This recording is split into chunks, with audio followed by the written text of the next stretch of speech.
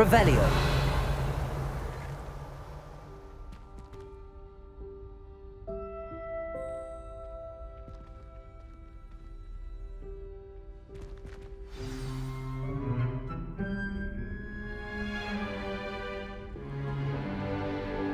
In today's lesson, we will cover a truly thrilling event. The Goblin Rebellion of 1752 and all its triumphant tragedy.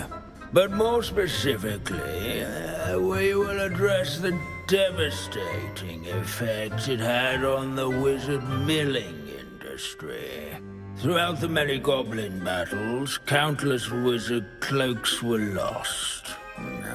Actually, we do know the number. 632. But history occurs outside the classroom. And look, it's time for my constitutional.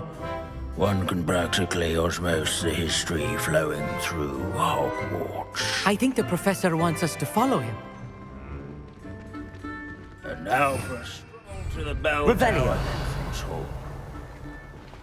Along with the rest of the castle, it was completed in the late early Middle Ages. The hall and the bell towers that loom above it contain myriad interesting artifacts.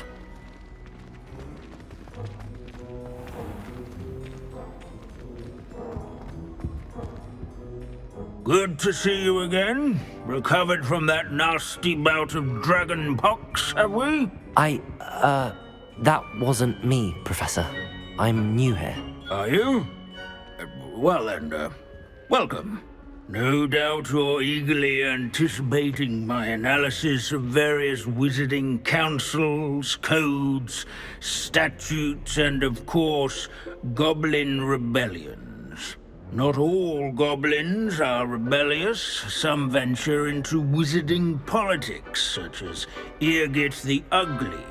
Some are talented artisans, such as Bragbor the Boastful.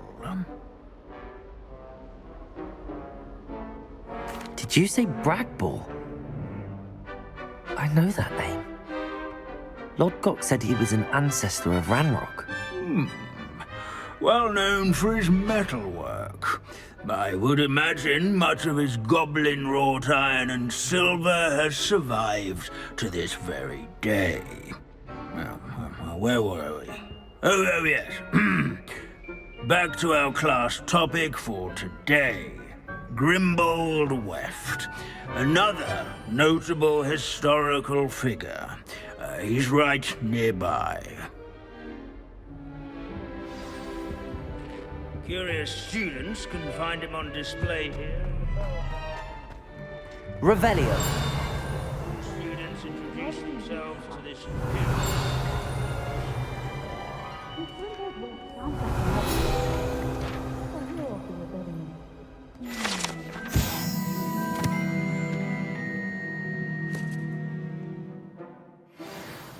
Oh yes, I see you found Grimbold Weft.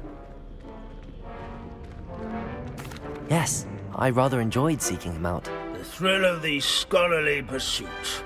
I know the feeling quite well. Now, let's turn our attention to the agreeability and general good nature of Sir Aphbuttle. He's also nearby. See what you can learn from him for your next assignment. Standing in eternal but symbolic watch over the bell Revelio. tower is a retinue of loyal knights, or rather, statues of knights. This is a centuries-old likeness of Pangea. Keen-eyed students. Fearless mouse hunter and devoted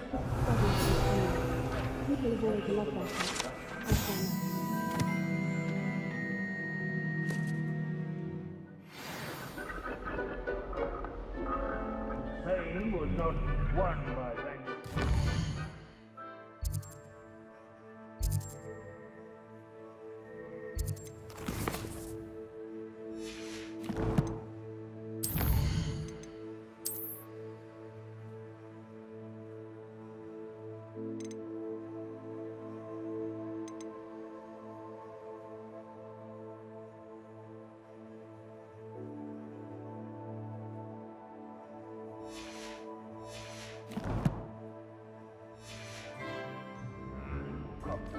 war by slaying bloodthirsty dragons, but rather in training yards and scullery.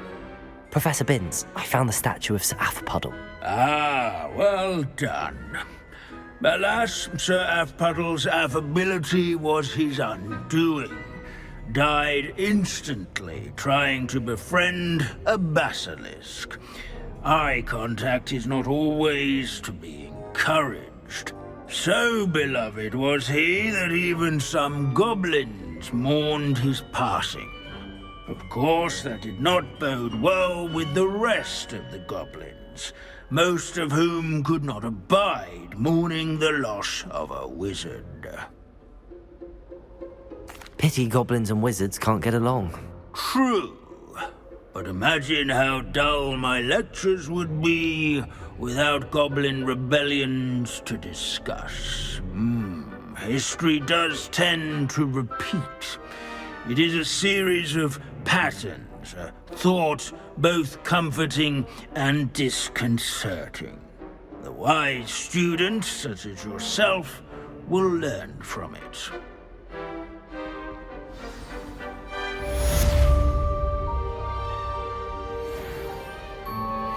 History is written by those who do their schoolwork, so they say. Or at least, I like to say that. Revelio. How can we do so